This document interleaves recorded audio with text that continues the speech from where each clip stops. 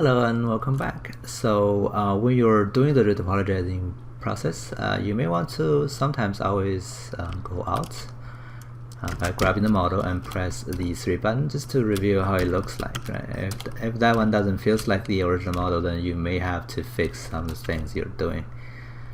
Okay, just some good thing you can do here. Always try to look at it and see if it is actually the shape you want to end up with. My understanding here is that it's always going to be different, so you may want to tweak it later eventually. Anyway, so let me do the nose. For the nose, there are a couple loops that you want to do. First, the first loop is the loop we use for the left line. Actually, let's do this line first. This line here, the one that sharpens or going around the nose. Just think about the lines you're drawing when you're drawing a nose, and those are the lines or the loops I'm interested in when I'm start doing the nose. So that's one loop, and it should keep going here instead, and ends up on the top of the nose. No, this one. Okay, when you're drawing it, you have that line, right? And the other ones in the front just keep going, so those are simple. Let me merge that.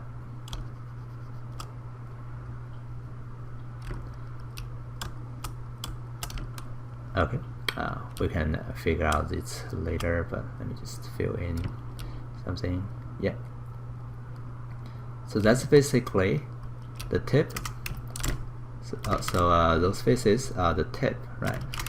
And that loop is how do I say that? the line, right? The line defining the contour of the nose. There is another loop though, so let me actually reposition this loop here. So this loop, another loop here, what I wanted to go is I wanted to go downwards. I want that one to be sharp, so I may need 2 loops instead of 1. Let me do it here. So yeah, do that.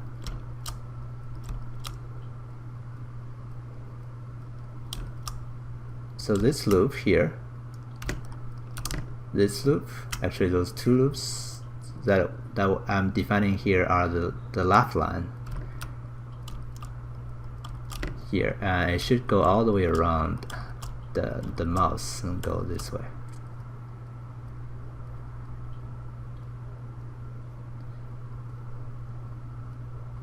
And what's inside of this loop is where the mouse is. So that's actually a neat way to define where the mouse is.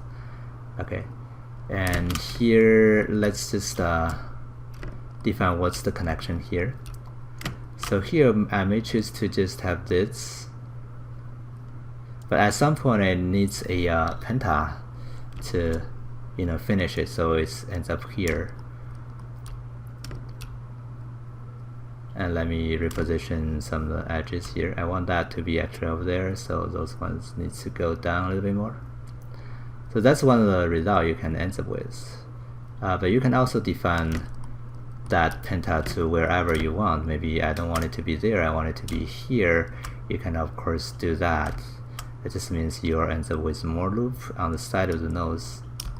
And maybe it's a good thing, maybe it's not. Depending on what kind of how dense you want your model is. So when the penta is here, the good thing about it is that it makes this loop easier to flow. If that penta is over there, the top loop may need to drag it downwards to make it even. So a lot of judgment here. So I choose to move it there. So that's one of the loops of this. That's one of the penta vertex of this circle. Okay.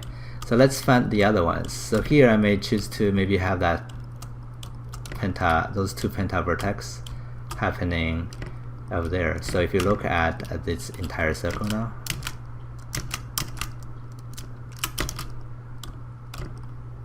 it has 4 pentas, 1, 2, 3, 4.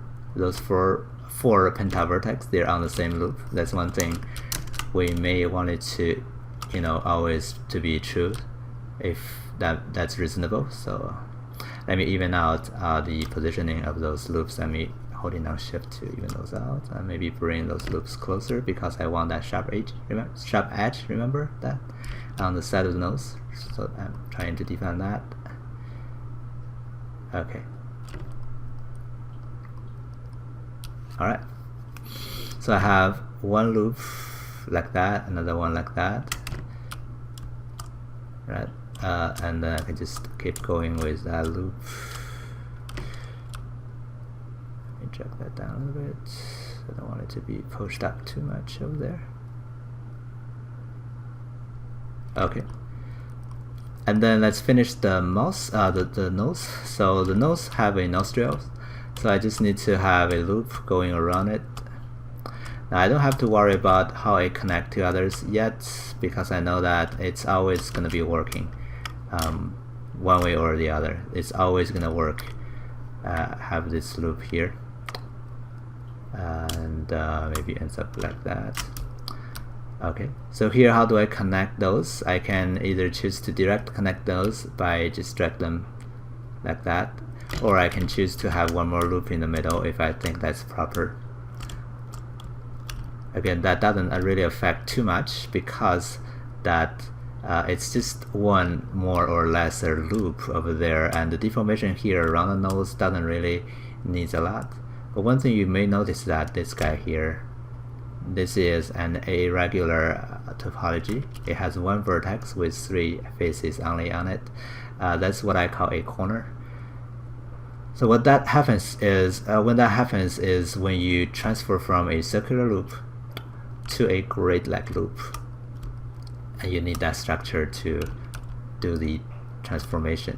So here I may end up with one more loop if I would really want to happen, or one more loop there. So every time when you have this this face here, I cannot do that with quad draw, but anytime when you have a n-gon here with 5 sides, you can choose to go all directions that you can end up with. So you can have a loop there and then connect that to this to fix that, or you can create one loop here and go there, and you also fix that n-gon. And basically you can create any loop on any of the edge and connect that loop to the vertex that is on the other side of that edge loop. Then you finish it. You fixed it. So here my solution will be I will have one more loop here on the side of the nose, so it's fixed this way. Okay. Alright.